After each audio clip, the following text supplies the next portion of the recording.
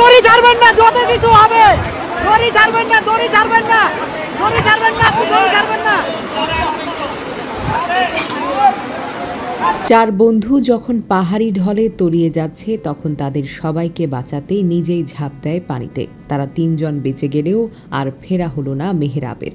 ঝর্ণার তীব্র স্রোতে যখন বন্ধুরা একে একে তলিয়ে যাচ্ছিল তখন মেহরাব ঝাঁপিয়ে পড়ল বন্ধুদের বাঁচাতে। একে একে তিন বন্ধুকে স্রোতের মুখ থেকে টেনে তুলল নিরাপদ স্থানে। কিন্তু নিজেকে বাঁচাতে পারেনি মেহরাব। সে ভয়াবহ স্রোতে হারিয়ে গেল। 4 দিন ধরে খাল, বিল, পানি সব জায়গায় চলল তল্লাশি, কিন্তু খোঁজ মেলেনি তার। অবশেষে ভেসে উঠল তার নিথর দেহ। আর শোকস্তব্ধ হয়ে পড়ল পুরো এলাকা। যেন আকাশ বাতাস সব কান্না করছে এই তরুণের বিদায়ে। কুরআনের হাফেজ এই মেহরাব হোসেন কক্সবাজারের উখিয়া উপজেলার হলদিয়া পালং ইউনিয়নের 1 নং ওয়ার্ড মরিচ্চা বাজার এলাকার বাসিন্দা মঞ্জুর আলমের ছেলে। ছোটবেলা থেকে নম্র, ভদ্র, শান্ত স্বভাবের ছিল এই ছেলে। বিপদে যে কোনো মানুষকে সাহায্য করা যেন তার নিত্যদিনের অভ্যাস। 17ই জুন মেহরাব তার 18 জন বন্ধু-বান্ধবের সাথে ফাতরাঝিরি ঝর্ণা দেখতে যায়। সেদিন সকালে তারা একসাথে গ্রুপ ফটো তোলে।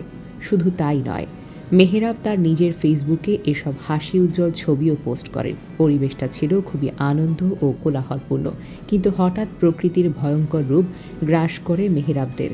ঝর্ণার উপরে উঠতে গিয়ে হঠাৎ তলিয়ে যেতে শুরু করে তার বন্ধুরা তলিয়ে যাচ্ছে দেখে তখন বন্ধুদের বাঁচাতে ঝাঁপিয়ে পড়ে মেহরাব।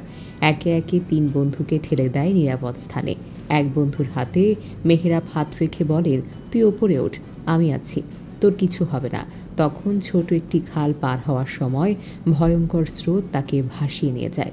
মেহরাবের বন্ধুরা সবাই মিলে কান্নায় ভেঙে পড়ে। বন্ধুরা তাকে হাত বাড়িয়ে বাঁচানোর চেষ্টা করলেও তারা কিছুই করতে পারেনি। তীব্র স্রোতের কারণে সে ভেসে যায়। প্রথমে বন্ধুরা নিজেরাই মেহরাবকে খোঁজাখুঁজি করে, পরে তাদের সাথে যোগ দেয় ফায়ার সার্ভিস ও স্থানীয়রা। 3 দিন ধরে চলে তল্লাশি। অবশেষে শুক্রবার বিকাল 3টার দিকে উখিয়া রেজুখারের মোহনায় মরদেহটি ভেসে থাকতে দেখেন স্থানীয়রা। পরে তার বাবা-মা গিয়ে নিশ্চিত করেন এই মরদেহটি তাদের কলিজার টুকরা মেহরাবের। পরিবারের পাশাপাশি মেহরাবকে হারিয়ে শোকে পাথর হয়েছে তার বন্ধুরা যেন কিছুতেই মানতে পারছেন না এভাবে হারিয়ে গেছে তাদের বন্ধু মেহরাব। শুক্রবার বিকেলে মেহরাবের মরদেহ এলাকায় পৌঁছালে কান্নায় আকাশটা ভারী হয়ে ওঠে।